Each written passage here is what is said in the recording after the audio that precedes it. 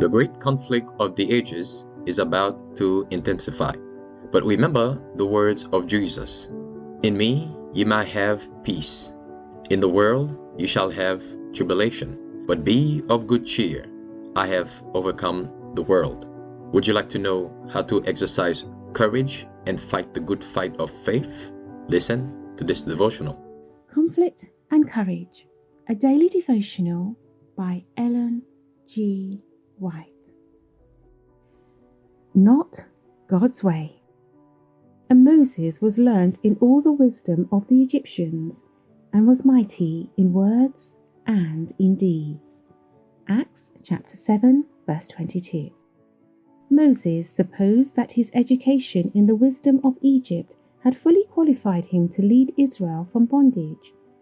Was he not learned in all the things necessary for a general of armies? Had he not had the greatest advantages of the best schools in the land?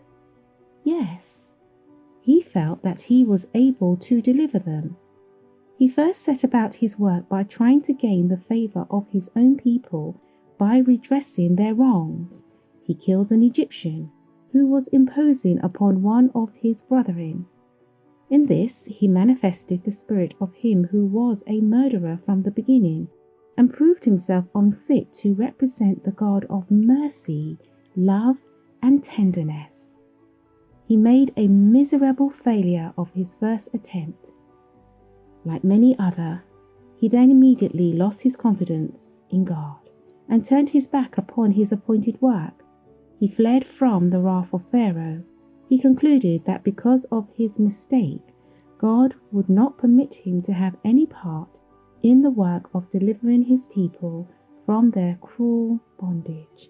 But the Lord permitted these things that he might be able to teach him the gentleness, goodness, long-suffering, which it is necessary for every labourer for the master to possess.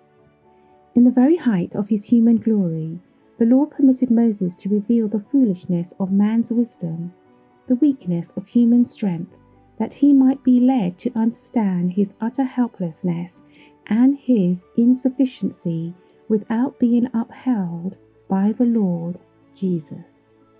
In slaying the Egyptian, Moses had fallen into the same error so often committed by his fathers, of taking into their own hands the work that God has promised to do. It was not God's will to deliver his people by warfare, as Moses thought, but by his own mighty power, that the glory might be ascribed to him alone. Yet even this rash act was overruled by God to accomplish his purposes. Moses was not prepared for this great work.